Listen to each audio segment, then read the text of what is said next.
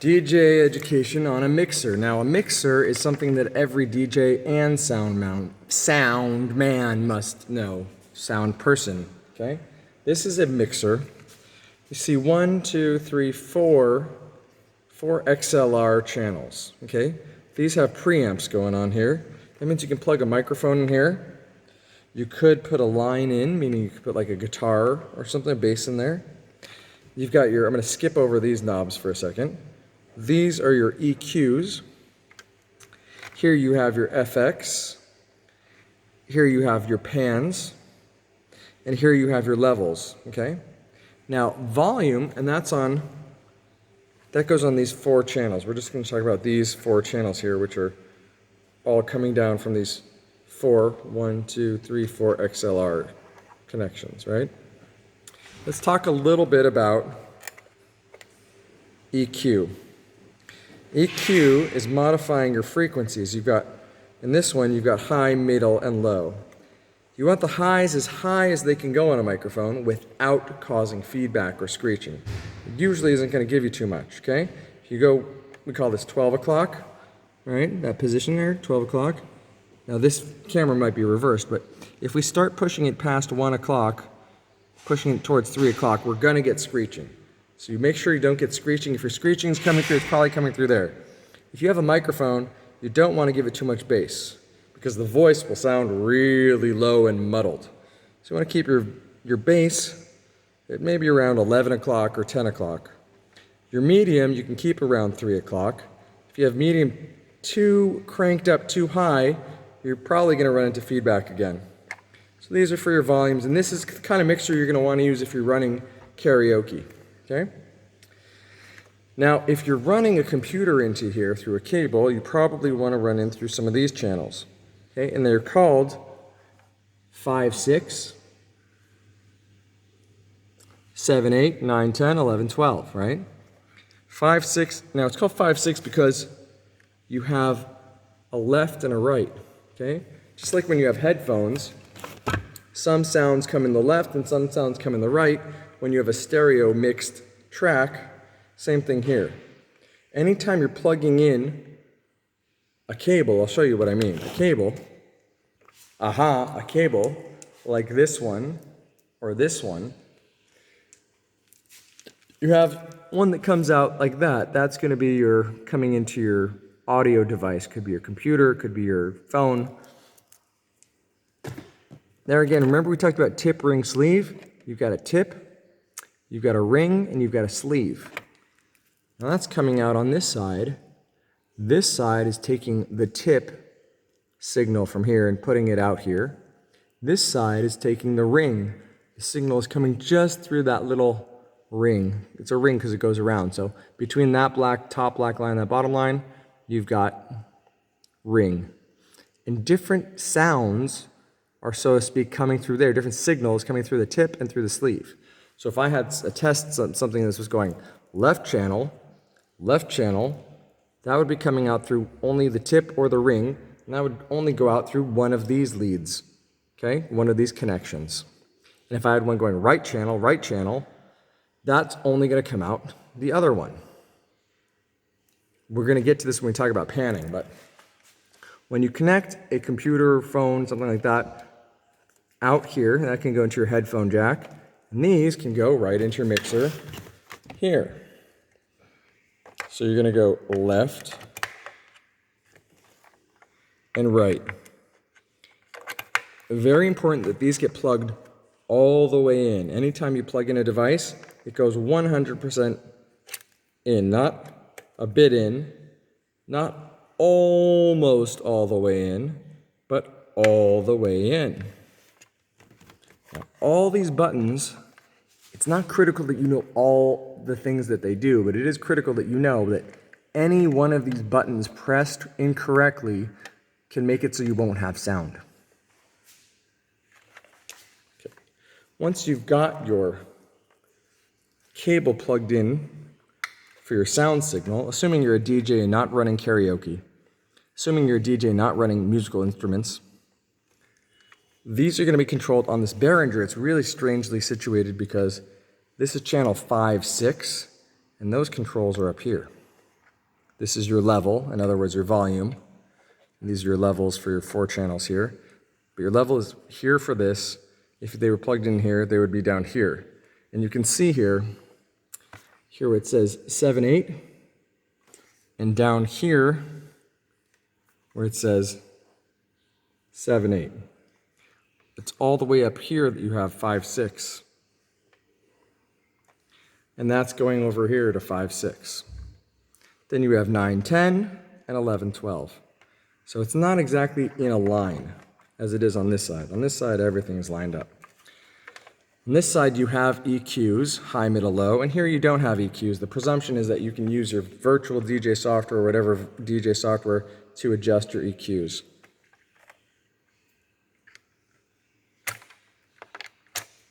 There are other plugs inputs here.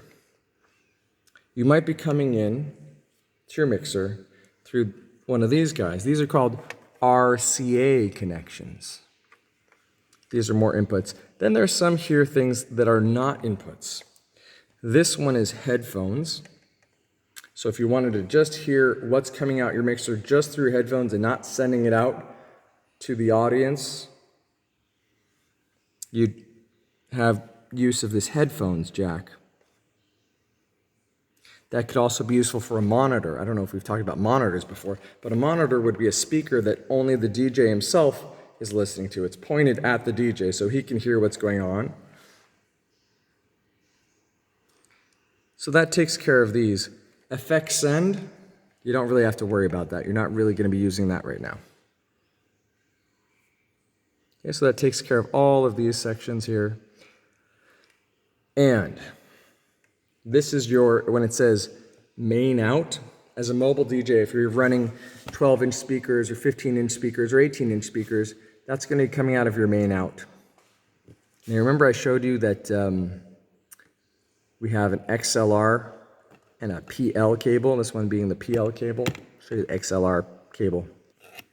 Remember this guy, the XLR? The XLR can come into this mixer, into these inputs, but there's no output in this mixer for XLR.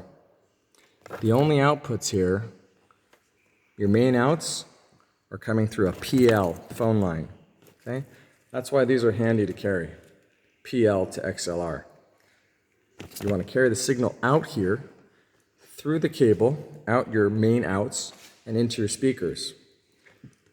Control room, that's easily, you can use those like a monitor if you wanted to have a left and right monitor. If there's going to be a video guy, he's probably going to want to plug into either these or into the headphones, okay, with his kind of recording device. I think finally on all our plugs here, what we have here is we have CD tape and we have an out through RCAs, okay? That's another place where a video man might, or woman, might want to plug out and take sound out through there. If they're taking sound out through here, or through the control room, or through the headphones, there's a special knob on this mixer just for that, and that's right here. So this knob down here is only going to control the volume level of the output coming from the control room, or the headphones jack. It's not going to affect your main. Your main volume is going to be connected here with this slider. You want to generally keep it on 0. You want speakers that are powerful enough to when this is on 0, they're not clipping, they're not hitting their limit, and you can keep all these knobs, basically kind of around 12 o'clock. Okay? If you have to push these higher past 12 o'clock, you need to not have them maxed out. If you have them maxed out, your speakers are insufficient or some kind of signal is insufficient. Because sometimes as a DJ, I'm talking about Sandman right now, as a DJ who's using the sound to influence the people to have a good time, you have to give a boost of, see that? You give a boost of volume. Sometimes you need to lower the volume. But your general level of volume that you want to have is on 12 o'clock. Okay? Generally. That way you have space to give it a boost. Okay, so that takes care of all these. Pan. What does the pan do? That sends the signal more to the left or more to the right. That's that pan control. here you have, on this mixer, you have built-in effects. If you want to put effects on, then you can select your effects with this effects selector. This tells you which effects are being selected. And this one has 99 effects. You can see that effects in the range of from 0 to 39 are of a kind of effect called reverb. There are many kinds of reverb, and you just have to check each one to see what each one does. Okay? Effects numbered 40 to 59 are another kind. 60 to 73 are another type of effect. 74 to 79 is another type of effect. And 80 to 99 is another type of effect. So depending on which effect you choose, and also in Virtual DJ or your DJ software, you also have effects, that is going to be what number is going to come up here. Now this is kind of a higher level of training. When you're using effects, you're going to select which effect with this knob, and with this one, you're going to be sending the effect to the main output. Now you'll notice also here, between all your EQs, and yes, you do have a button here that says low cut, okay, on each of these 4 channels. But we're skipping over from here over to here.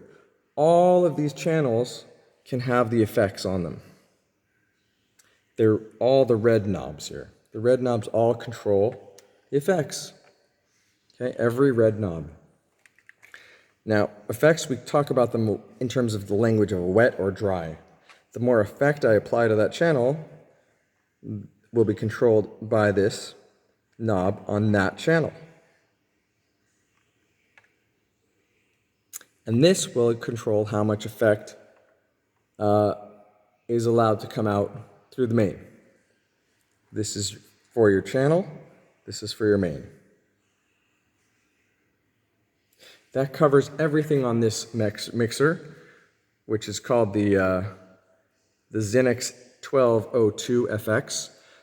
These mixers are also made in a 1-channel version, a 2-channel version, or many more channel versions. And this is an analog mixer. It is not a digital mixer. Last thing to know about a mixer like this is, how do you plug it in? Does it need electricity? Well, it does. For that, you have a power supply. It's good to have a backup power supply because sometimes the power supplies give out.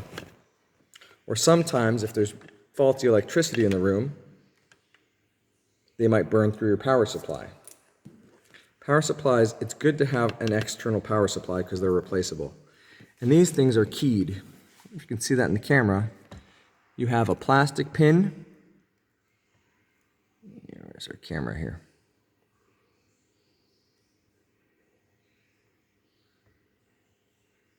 There we go. Okay. You have there a plastic pin and 3 metal pins. Those are going to bring your electricity in. And if you can see in there, you have a place for that plastic and then 3 dots, one on top and one on side. So you want to make sure that this is oriented correctly. And you also see here there's a little bit of a bump. Okay? And that bump, if you look closely in here, you can see on the top, there's a little bump. So those are going to fit together correctly, not upside down. So you can see that little slot on there, that's your top. That's going to go facing the ceiling.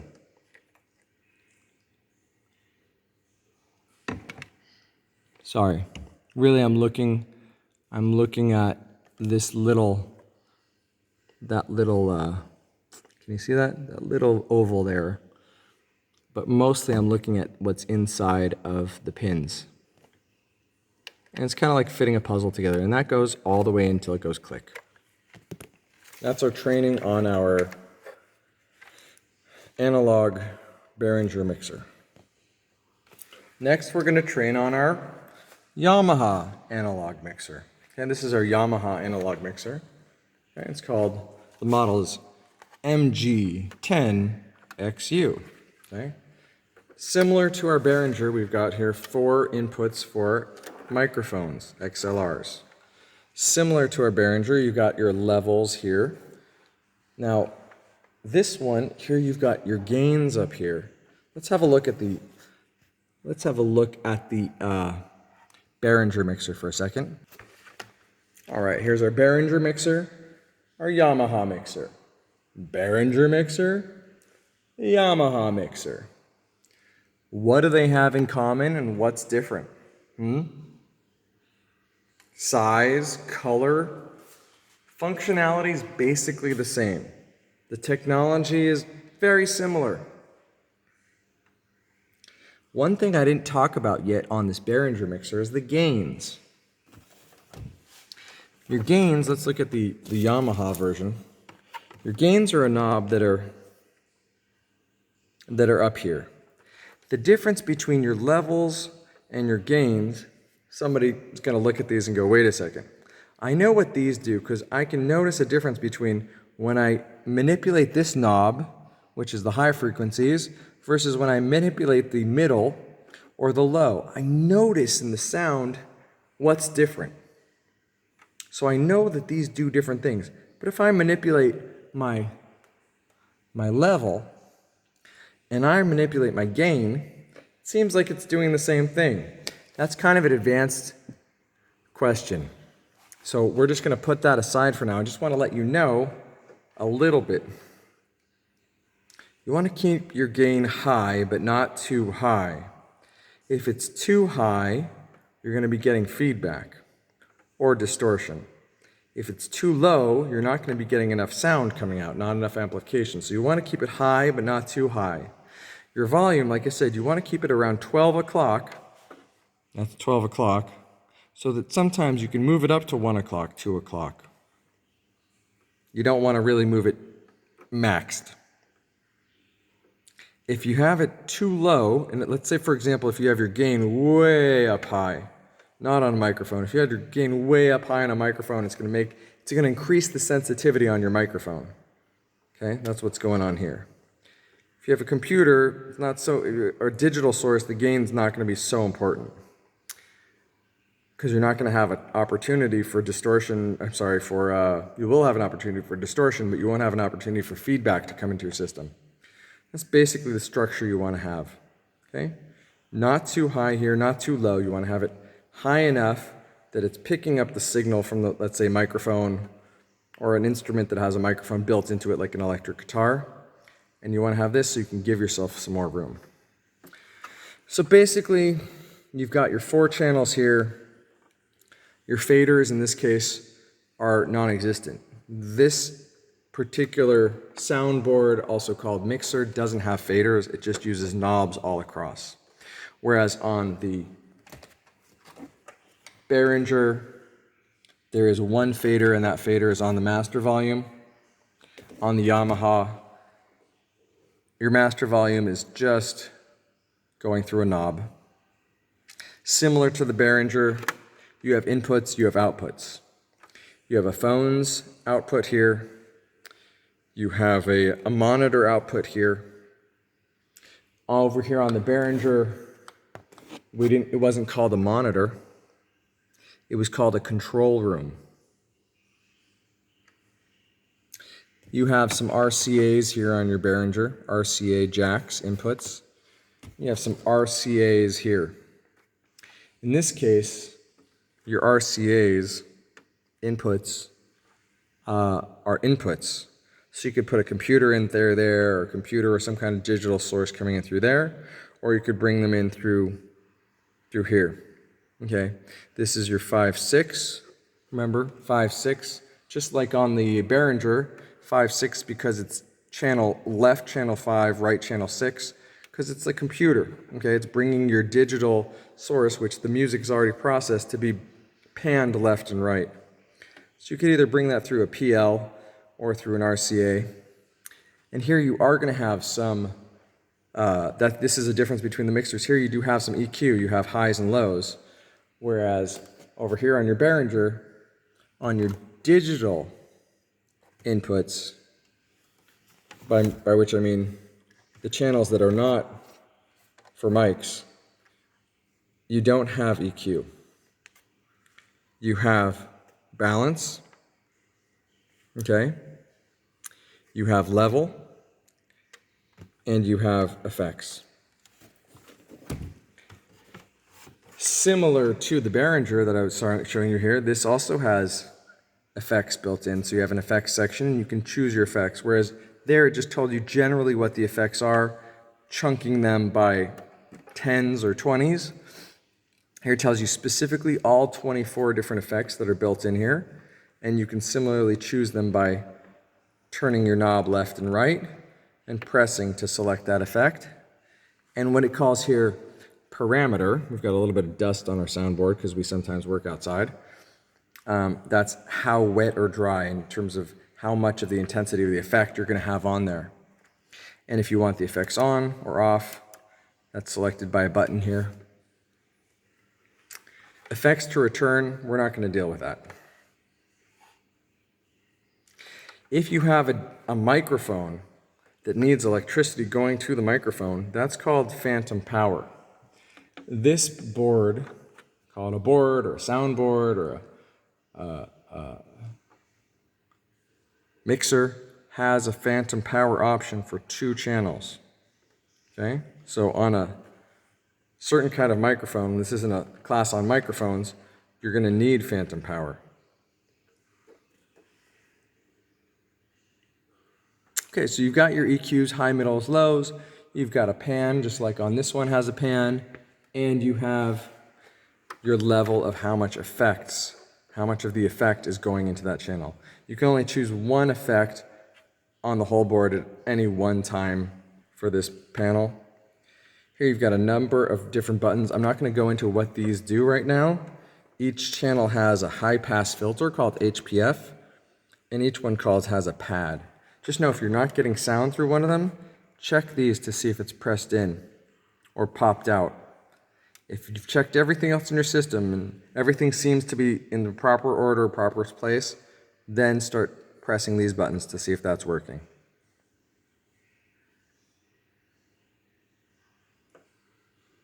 This mixer actually has another feature over here. That looks like a printer cable, right?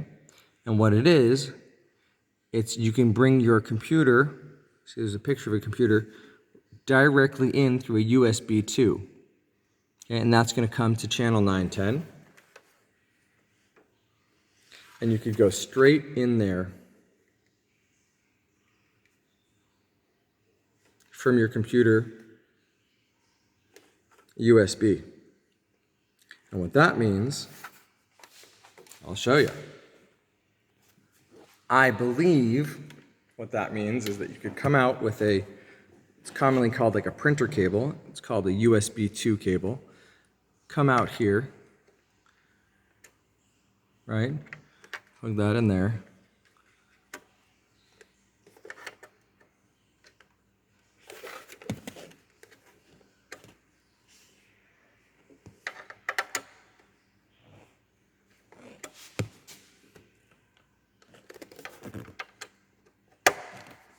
All the way in and come out to your computer here.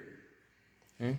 That might provide a better signal than you might come getting out the headphone jack here.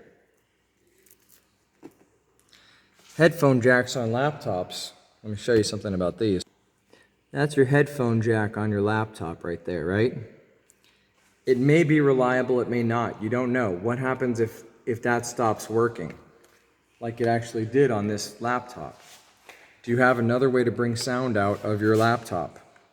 Well, if you have one of these, you can come out your USB and come into your soundboard like that. And then you're running it right on the channel, just like it says there, channel 8 and 9 and 10. And it's going to run and be controlled by your channel 9 and 10.